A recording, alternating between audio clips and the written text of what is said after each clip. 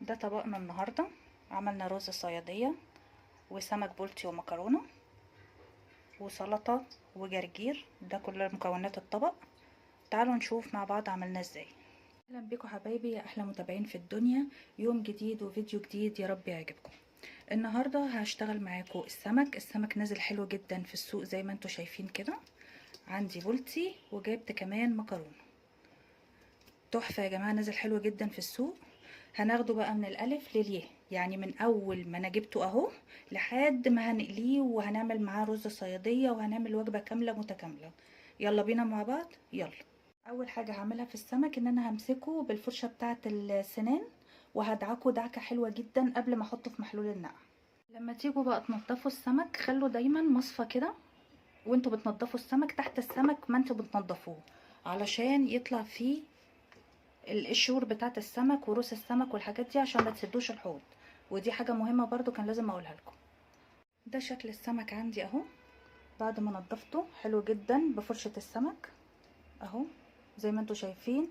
شلت الراس وشلت القشور الزياده اللي كانت فيه، وراس السمك بعملها بالمنظر ده، بشيل الحته دي لان دي بتعمل زفاره في القليه اهي يا جماعه. ابتدي بقى عندي احضر محلول النقع. ليمونه ونص ليمونتين طبعا مغسولين ومتقطعين اهو، بعصرهم كده بالمنظر ده. بحط القشر بتاعها زي محلول الحمام والفراخ بالظبط، هو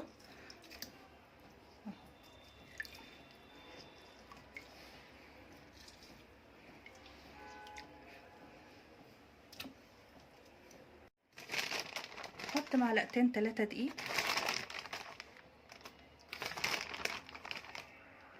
اهو،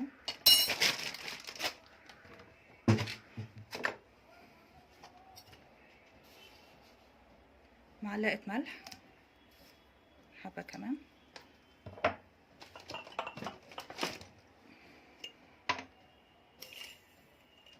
معلقه سكر. وده مهم اساسا للسمك عموما وللمكرونه خصوصا، لان المكرونه بيبقى فيها سنه زفاره كده، فانا دي مش عايزاها تبقى موجوده، فمحلول النقع ده هيضيع لي كل حاجه. بعد ما دوبت عندي المكونات كلها كده في محلول النقع، ببتدي بقى احط السمك اهو بالمنظر ده، وقعديه على قد ما تقدري في محلول النقع عشان الزفاره بس كلها تروح. ده شكله بعد ما حطيته في محلول النقع. احاولي تقعديه بقى على قد ما تقدري تقعديه اهو كده، ونقعده على قد ما احنا نقدر نقعده.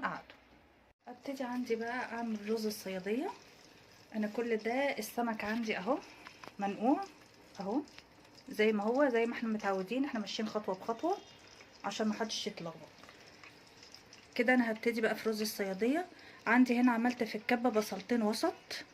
الزيت اهم حاجه يكون الزيت سخن قوي. انزل البصل، طبعا ممكن ما احطوش كله، نحط بس على قد ما انا عايزه وكده، اظن كده كفايه. حلو قوي كده. انا عامله 3 كوبايات رز. احمر بقى البصله. لما وصلت معايا كده البصله للون القمر ده اللي احنا شايفينه، انا ما بغمقهاش قوي، في ناس بتغمقها بس انا ما بغمقهاش. بحط ده عندي قرفه، شويه قرفه صغيره، شويه فلفل اسود،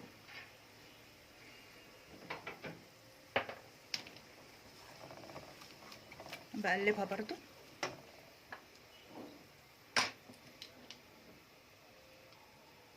سنه بهارات، دي ال7 بهارات،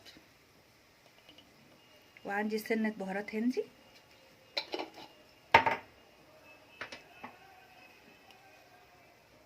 وسنه كمون،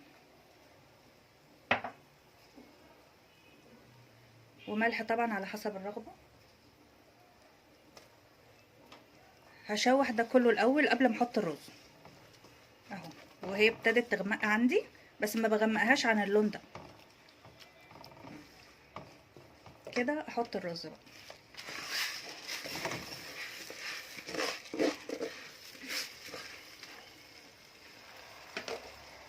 انا طريقتي شويه مختلفه في رز الصياديه، لان في ناس بعد البصل بيروحوا حاطين الميه على طول ويغلوها، الميه تغلي وبعد كده يحطوا التوابل بتاعتهم بعد كده الرز. انا لا، انا بعملها كده بالبصله وبالتوابل تتشرب كلها منها فيها كده، والرزايه تتغلف، وبعد كده لما باجي اسويها بقى اقوم حاطه الميه السخنه. فهي دي طريقتي في الرز الصياديه. جربوها، ده انا معتمداه من سنين، وجربوها مش هتندموا، لانها كده بتبقى متشربه كلها بالتوابل وبالبصل، طعمها بيبقى تحفه. والرزايه برزتها، يعني الواحده بوحدتها كده. هقلب فيها لغايه ما احس انها اتغلفت. بفضل اقلب في الرز كده لحد ما بحس انه نشف خالص زي ما انتوا شايفين كده. والقرفه عندي اساسي، لانها بتدي ريحه وطعم تحفه للرز الصياديه.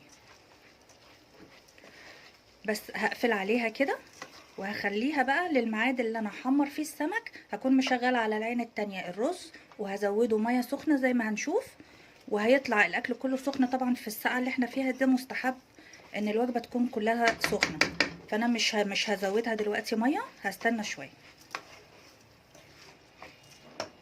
بالنسبه للسمك عندي ده شكله اهو بعد ما شلته من محلول النقع. بصوا لونه، بصوا النظافه والحلاوه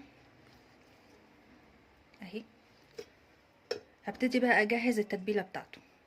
بجيب توم، سواء انت دقاه او حاطاه في الكبه مش هتفرق. وبجيب ملح،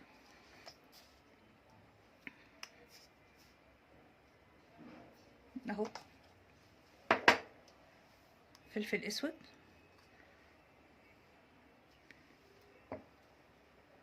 زعتر، وانا بحب الزعتر على السمك بيديله ريحه حلوه. كمون طبعا اساسي. 7 بهارات،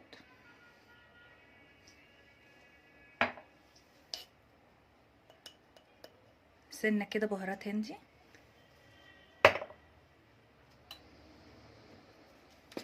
شويه كزبره. ده بالنسبه للبهارات والتوابل اللي انا بحطها. تمام كده. بحط خل، شويه خل اهو صغيره مش كتير، وبعصر ليمونه اهي بالمنظر ده.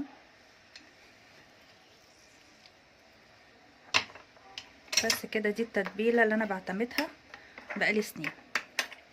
طبعا اللي حابب يزود فلفل رومي او فلفل حامي ويقطعه مع الثوم ويفرمه، طبعا ليكوا حريه الاختيار. ده بالنسبه للتتبيله. بالنسبه للسمك، السمك البلطي انا بحب اديله فتحايه كده هنا كده وكده، يعني بديله شقه كده بالسكينه كده وكده عشان التتبيله بس تدخل فيه.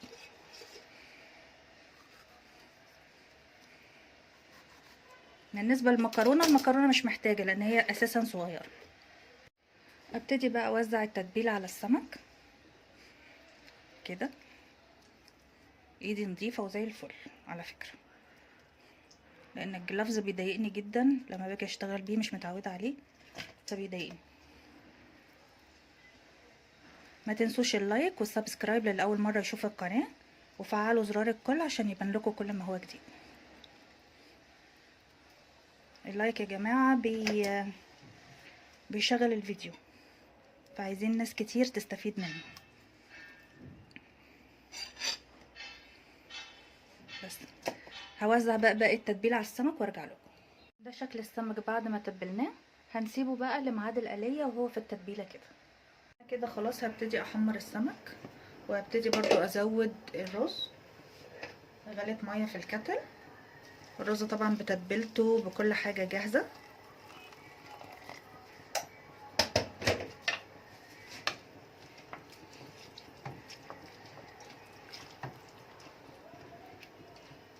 محتاج ميه تاني.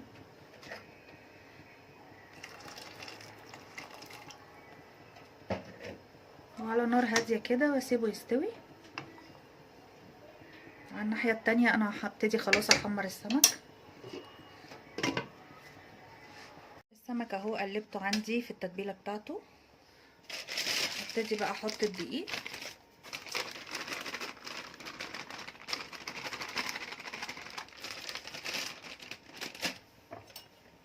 احط معلقتين نشا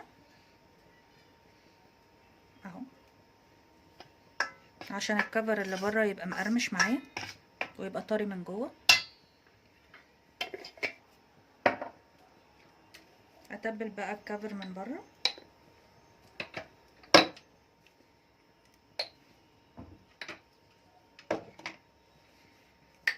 شويه فلفل اسود،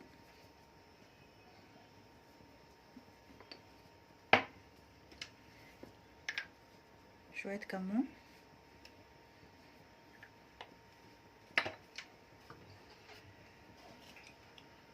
شويه ملح.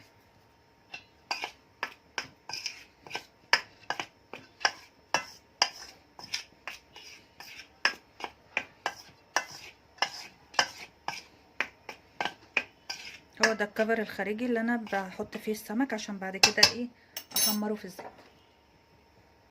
هستنى عندي اما الزيت يسخن قوي واتاكد انه سخن تمام. ابتدي احط السمك كده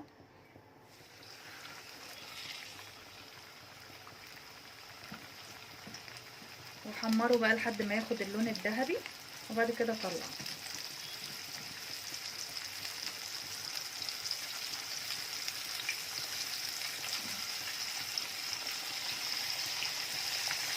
بالمنظر ده اخلص الكميه وارجع لكم. لما نطلع السمك نطلعه على شبكه مش على ورقه ولا على مناديل عشان يفضل مقرمش من بره وطري من جوه. ادي الرز عندي بعد ما استوى اهو زي ما انتوا شايفين اهو مفلفل خالص اهو. اللي بيشتكوا ان الرز بيطلع معجن جربوه بالطريقه دي مش هتندموا. كده خلصنا الرز. تعالوا بقى على بال ما نحمر الطاسه الاخيره من السمك تعالوا نعمل مع بعض تتبيله السلطه. هنعملها زي سلطه المطاعم طبعا، قوطه وخيار وبقدونس قطعناه تقطيعه اللي انت عايزاها. شويه كوبايه ميه زي كده، حط عليها ليمونه كامله،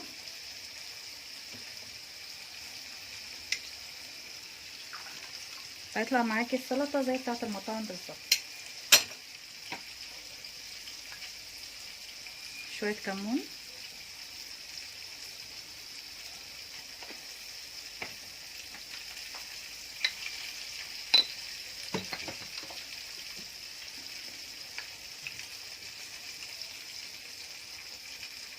فلفل اسود، ملح،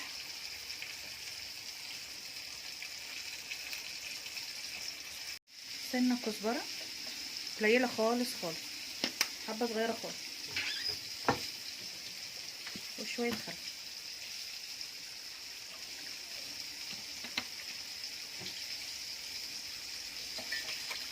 بس دي ميه السلطه.